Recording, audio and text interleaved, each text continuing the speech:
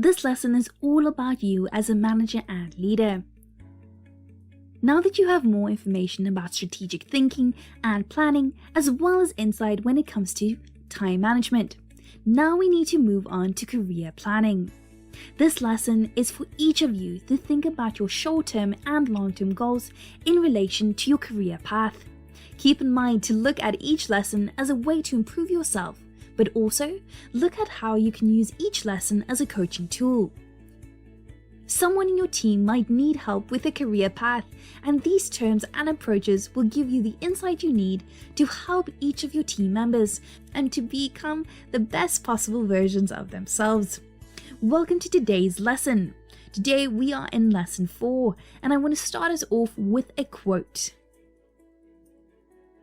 The best way to predict the future is to create it, by Abraham Lincoln. So with that, today we're going to look at investing in your career path. Our lesson objectives include career path terms and tools and networking. So for this lesson, we're going to have 2 big sections to give you the tools and approaches that you need. So first off, we're going to look at career path and what that means to you as a leader. But first off, did you know only 20% of American employees feel enthusiastic about their jobs? Only 55% of Americans are either satisfied or fully satisfied with what they do. 33% of American workers, they are at their career's dead end. So it is so important to pick a career path that you are passionate about and that you want to do in the long term. But don't stress about it now. This lesson is going to give you the help you need to see if you are on the correct path or if change is needed. I think we all know this famous quote, "Choose a job you love and you will never work a day in your life." Because we spend so many hours at work, it is so important to like and enjoy your job. When looking at a career path, we can look at ways to advance in your current career path, or if it is time to make a change so that you can ultimately get to where you want to be. A career path is a sequence of jobs that leads to your short and long-term career goals. Some follow a linear career path within one field, while others change fields periodically to achieve career or personal goals. A career path is a series of jobs that help you progress towards your goals and objectives. Your career path includes the jobs you'll need to hit your ultimate career goal, but it doesn't need to follow a straight line. There's no blueprint or timeline for when climbing the career path is needed. Career paths traditionally imply vertical growth or advancement to higher level positions. They can also include lateral, sideways movements within or across an industry. So looking at a career path, let's look at the selection process. These steps are for someone early in their career. I would also recommend this as a coaching tool. Later in this lesson, I will give you the steps and approaches to take when you are looking to change your career path. So when looking at a career path, these are the steps that you need to take. Outline your career goals. Before selecting a career, start with self-reflection by asking and answering certain questions. Active reflection helps narrow your choices into something specific, so you can ask yourself things like, what do I want from my career? What are my core values? What activities do I like the most? What are my interests? What are my strengths and aptitudes? Do I have any skills, hard skills, soft skills? And how would I like to earn money?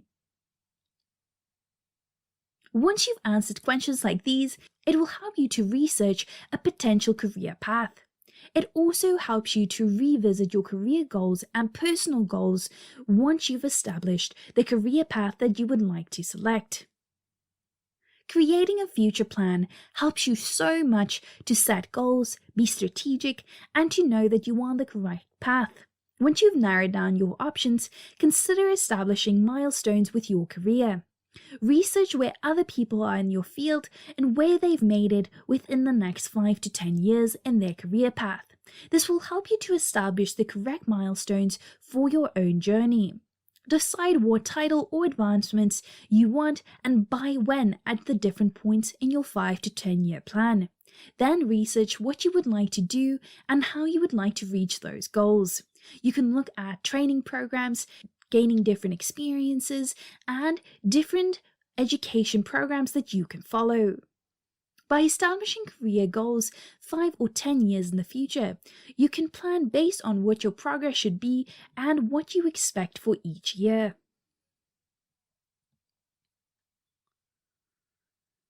As we said in Module 1, personality is such an important aspect of every company, and it's also important in understanding yourself. A personality type is a set of personality traits that can be grouped together. There are multiple methods of discovering your personality type. So as we said, you can take a personality type, and if you go back to Module 1, you can look at that lesson to discover the different tests that you can take. Different tests list different common career choices for each personality type. If you take a variety of tests, 1 or 2 career paths might start to line up. This can also help you when researching to identify what would work with your personality type and what will not. But again, this is a personal choice. So even if your chosen career path did not come up on your personality type, don't be deterred. It is still your choice and you can always make a change. Your job satisfaction in previous roles can also help guide you when making your career choice. Identify trends in your previous positions, such as focusing on specific technical skills. You can look at your job history, what you think worked, what didn't work, and what you wanted to be different. Depending on your lifestyle, you may require a certain salary. Find average salaries by job title, company, and location. You can look at the different salaries, the different jobs, and this will also help you when deciding on a career path. Many jobs may have specific education requirements for applicants and new hires, such as a high school diploma, a bachelor degree, a master's degree, and you have to keep all of these things in mind. This will also help when setting up your 5 to 10 year plan. It can help you create a path and a learning path so that you can reach your career goals. Make a list of your current skills, certification, and areas of expertise. Also ask for feedback about your interpersonal and people management skills. You can ask people like your co-workers and your colleagues. This will help you to see which skills you currently have and which you need to work on for your current career path or if you would like to make a change. Depending on your personality type, you may have interests that lend themselves to different careers. Examine your hobbies, where you volunteer, your experiences, your interests, and things that you'd like to do. All of this will help you look at where you're supposed to go in terms of a career path. For example, you may enjoy a career in cybersecurity if you enjoy logic puzzles, or you may enjoy a travel sales role if you like meeting new people. So it's just about knowing yourself and where you would like to go, and it all helps you to discover your career path.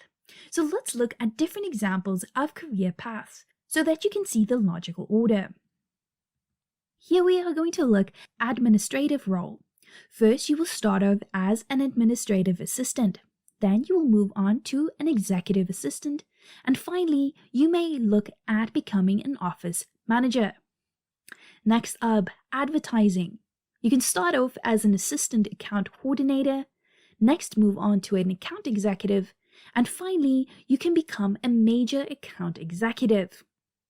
Someone in customer service may start off as a customer service representative, then a major account salesperson, and finally, a regional sales manager. Finally, in education, you can start off as a teacher, move on to a curriculum coordinator, then you can become an assistant principal, and finally, you can end up as the principal of a school. So here you guys have it. Here you have the logical order in which a career path takes place. So you will start off in a junior role, and as you make your way up, you will end up in a senior role. And this is just examples of different pathways that you can take. Next up, we're going to look at career path requirements. Regardless of where you are in your career path, the following requirements need to be taken into account. Today's job market moves quickly. To keep up, you need to be prepared to add your skill set. To find out which skills are more in demand in your industry, look at your peers' LinkedIn profiles and look at upcoming trends in the next couple of years. It will help you to create learning paths to upskill yourself, and you can take that to your team. Connecting with your peers can help you identify new directions for your career. You can connect with people, with different headhunters, with different recruiting managers, and all of this will help you to understand if you need to make a change and how. Don't hold on too tight to your career plan. Be open to opportunities and make sure that you keep your ultimate goal in mind. Make sure that you know what is important to you, what you enjoy about your career, and that you enjoy your career path. It's not all about the money. You are going to commit long-term to your career path, so make sure that you are enjoying it, that you are finding it flexible, that you have a salary that you enjoy. Finally, don't be afraid to make a move. Sometimes you need to move sideways or even backwards to get ahead. If a job offers a chance to develop skills or connections, it is such a valuable move. But make sure that you are choosing options that will benefit you in the long run and that will make you happy. Now that you have that foundation, next up I have the steps that you can take in order to change your career path. So let's say you are on a career path, but you are not happy. You're not happy with the hours, the people, the work itself, and the money. So you can evaluate your current job satisfaction. What aspects of the company or the job do you like, and which would you like to improve? This means that you can either stay within that industry, but within a new role, or you would like to leave the industry entirely and start over. The same actions that you would take if you were new to a career path. You would assess your interests. Look at your hobbies, your skills, the things that you actually like. And again, this will help you establish if your current career path is the correct one, and if you need more training and experience to change your career path. Your salary needs are so important. Let's say you are currently in a job that you love, but there is no money. Unfortunately, in life, money is still needed. So you may look at a different company, stay within that same industry, or if you are looking to change your career path, look for an industry and role that is more in line with your salary needs. But research is needed here. So start looking at different salary ranges within an industry, within different companies, and this will help to give you some direction. So like we said before, you can look at different options in terms of industry and role. You may have great experience for an industry, but if you switch over, you lose that insight and you will have to start over. So keep that in mind as you're making these assessments. And shadowing and exposure options are amazing. You can think of things like becoming an intern, asking to shadow at the company short term without any other obligation, and this will help you see if the career change is needed or if you're simply not happy with the company that you're currently at. So once you've established which job you would like to have, which career you would have, which industry you need to change to, get skilled and educated. Take the time to invest in upskilling yourself so that you are preparing for another role and industry. Finally, new job, same industry. Step 7 is recommended a lot of the time. Because you've dedicated so many years of your life to an industry, a new job may just be the answer. Consider alternative roles within your current industry which could utilize the industry knowledge that you already have. For example, if you are a store manager for a large retail chain and you've grown tired of the evening and weekend hours, consider a move to corporate recruiting within that retail industry. Or if you are a programmer who doesn't want to program, consider technical sales or project management. So these are all things to consider, but make sure that you are researching and putting the time in before making any changes. Then I just want to ask for a few seconds as I review a quick sneak peek on what is coming up in the next lesson. In the next lesson, we are going to look at selling yourself. It is so important to create a personal brand. In this next lesson, we're going to look at what personal branding means, why it is important, and how to use this tool to get different jobs, to promote the way you think, and to create a brand that is recognizable.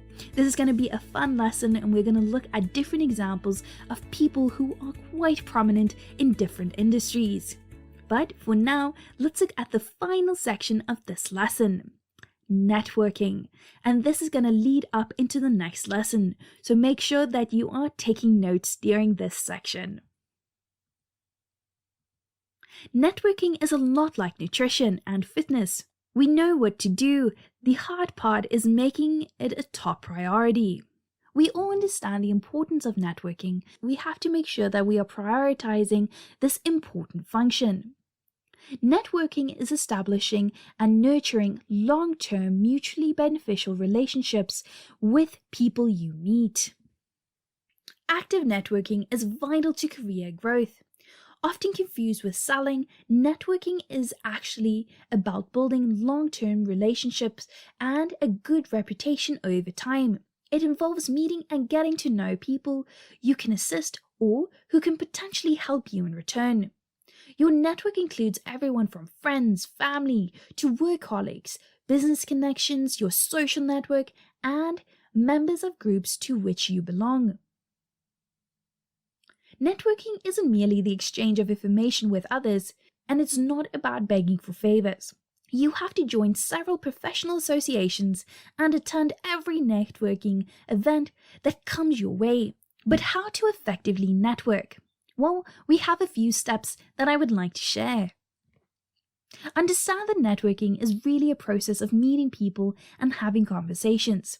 So it's not a sales call or a job interview. You're actually trying to connect with people to better get to know them, to understand their industry, what they're going through, and to see how you can work with each other. Be directive, but not forceful. Have some questions in mind beforehand about the other person's career path, about the organization, about advice, and how it will help both of you.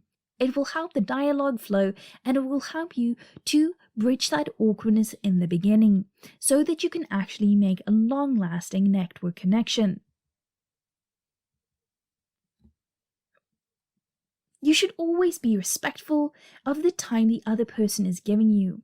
This means if you are calling the person to ask advice or just to chat about something, be brief and to the point. You want to make sure that you are not taking up too much time, and then when you are doing it, you are very appreciative. Make sure that you are respectful about the other person's time, and if you can, make sure to schedule any meetings. You can always send a follow-up email after you met someone, where you can thank them, we can check in with them, and you can request to connect on a platform like LinkedIn. If the meeting was a formal setting, it will be great to send out a thank you letter to make sure that the person remembers you and that you can make that connection. The follow-up doesn't stop with an email or LinkedIn connection. No, you have to look for opportunities to reconnect on occasions on an ongoing basis so that you can still keep in contact with that person to create that long-term relationship. My golden rule of networking is simple. Don't keep score. So it's not about I do something for you, you do something for me. No, it's about gaining information from each other, having a platform to speak about industry issues, things that you are going through, gaining more perspective, and getting to know people who are going through the same thing as you. So let's look at some benefits of networking. Networking is about sharing and not taking. It is about forming trust and helping one another towards goals. Regularly engaging with your connections and finding opportunities to assist and help them, and it will help you to create a long-lasting and strong relationship with the person that you're networking with. Networking also allows you to gain perspective and ideas, and it will help you in your current role. Exchanging information on challenges, experiences, and goals is a key benefit of networking because it allows you to gain new insight that you wouldn't have thought of otherwise. Similarly, offering helpful ideas to a connection is an excellent way to build your reputation as someone who's innovative, someone who's a strategic thinker, and it will help you to make other connections in the long term. Being visible and getting noticed is a benefit of networking that's essential in career building. Regularly attending professional and social events will help you to get your face known. It will help you to build a reputation as someone who's knowledgeable, reliable, supportive, and someone who is good with other people. Expanding your contacts can open doors to new opportunities for business, career advancement, personal growth, or just getting more information. Active networking helps you to keep on top of opportunities, and you will know of changes within your industry. Next up, did you know? 85% of positions are filled through networking. 70% of people found a job through connections in a company. 38% of professionals have difficulty staying in contact with their network, even though they realize it's important. And finally, 49% of people don't maintain professional relationships as they do not have enough time. So, everyone understands the importance of networking and it can lead to amazing opportunities, but it is something that has to be sustainable and something that you work out consistently. So let's have a look at some social networking tools that you can make use of. First off, I think a lot of you know this, LinkedIn. A lot of my students have already added me on LinkedIn, and it's a great way to connect. I love seeing the things that you guys share and what you're up to. It's also a great way for me to see insights, so if you have information, please feel free to add me on LinkedIn. LinkedIn is also known as an online hub where business professionals converse, where business professionals get to know each other and to connect. Advantages of LinkedIn is you can complete your profile with headlines and summaries. You can connect with different professionals and you can join groups and share amazing articles and information that you have. Your business can gain great exposure on Facebook. You can create a business page that will help you promote the company. You can also join different groups to promote your page and services. So here you can also access a lot of information, gain access to your customers, and get actual feedback from the people that you're connecting with. This is a social media management platform that helps you schedule and post your content, as well as delegate tasks to your team.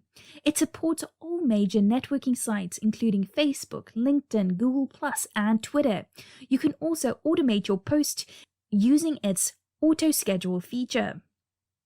This is a very popular platform for both real estate buyers and sellers to make informed decisions on their purchases. This platform also provides a form-like feature for people who are looking for answers to real estate questions. So we see here we have professional social networking tools, and we also have personal ones where people can sell and buy houses. And then if you are in the realty industry, this is a great tool to use. This is a great free tool that can help you analyze how effective your titles are. You can type your headline into the box, select your industry, and the tool will calculate the emotional networking value, or EMV, of your text. The higher EMV, the better. But why is this so important? Because it will help you to connect with people on Facebook, LinkedIn, and other groups. So this is a great tool to use when you are creating different articles for your social media or for your business sites. With that, it brings me to the end of this lesson. Finally, we're going to look at some housekeeping slides. Just a reminder that you can always change your schedule and go back and review some of the old lessons. You can also check out your toolkit items, but make sure to note that you have to pay for this feature. For this lesson challenge, simply start to think of your current career path. I suggest outlining your career path and to see if this is the correct one for you. or if it's time for a change. You can look at more career path examples if you need more guidance. With that, let's have a look at your progression. I want to congratulate you all on making it to lesson 4 of module 3. In lesson 5, we're going to look at marketing yourself. Here's my final quote of the day. Robert H. Sculler once said, "Failure doesn't mean you are a failure. It just means you haven't succeeded yet." With that, have an amazing day, and I will speak to you all soon.